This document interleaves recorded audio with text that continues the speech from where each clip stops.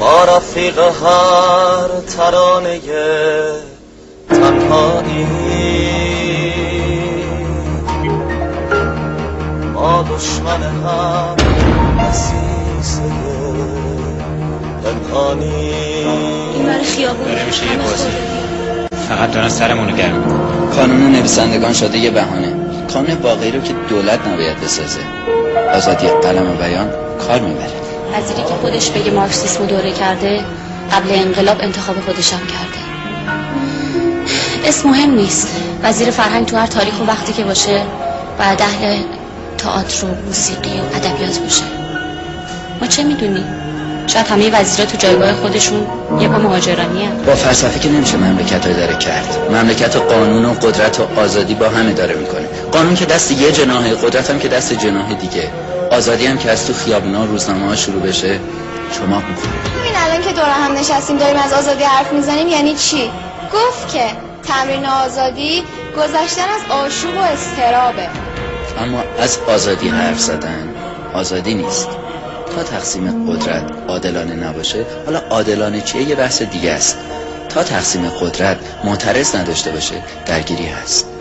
من هنوز تعریف درست و دقیقی از جامعه مدنی لااقل من جایی نخوندم. منظورم انطباقه که تعریف دقیق و درستش پیش کانته. روزنامه ها شدن حزب.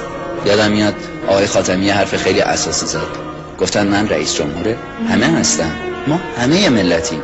خب این فکر خیلی مترقیه، اما اجراش متکی به چیه؟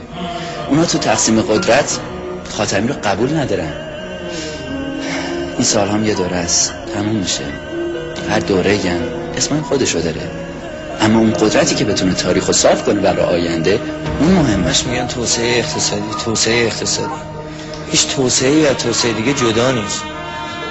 اقتصاد فرهنگ رو میاره، فرهنگ سیاست رو میسازه، سیاست اقتصاد میاره. این یعنی ارتباط با اقتصاد جهان. اقتصاد جهان هم یا حداقل یه بخش مهمی از اون یعنی آمریکا. اون وقت میشه پر شرط و شروط. بله درسته. توسعه اقتصادی سیاسی جمعشون با هم میشه یه اجرا، اما این اجرا قدرت میخواد. این ارکستر باید درست بزنه، به قول مانی فالشی نداشته باشه. اول اینو دوم اون نداره، یه زنجیره. دست رهبر که بالا میره آرایش و کمپوزیسیون این ارکستر باید درست باشه.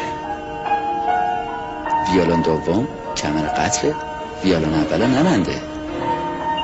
اون موقع ما صاحب یک موسیقی اجتماعی صحیح با یک خلاقیت واقعی هستیم. این ارکستر رو کی انتخاب میکنه؟ رای من.